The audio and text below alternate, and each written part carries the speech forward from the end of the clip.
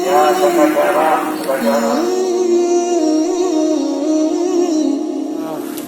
Masyarakat belum semuanya paham, apalagi yang di tempat-tempat yang terbatas informasinya.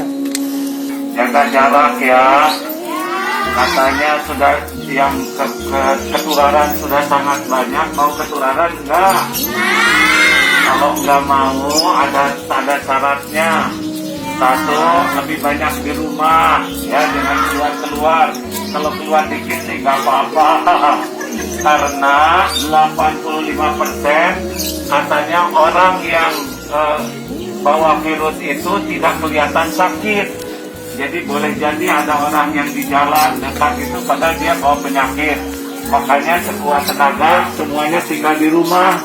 Kecuali kalau perlu aja. Kalau perlu karena kalau cari nafkah keluar, maka jauhi kerumunan ya, Bu.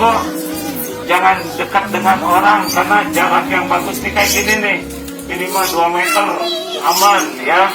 Karena kalau dekat bisa kena percikan ludahnya dan sebagainya.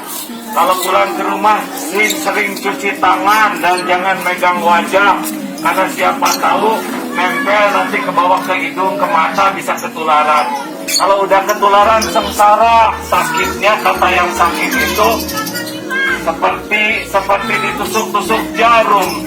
Ya, terima kasih Ibu Bapak yang baik. Assalamualaikum warahmatullahi wabarakatuh. Oh ya, banyak zikir, banyak doa di rumah ya. Kita bantu pemerintah agar masyarakat bisa lebih paham bagaimana menyikapi musibah ini dengan apapun. Yuk, kita berangkat sosialisasi lagi.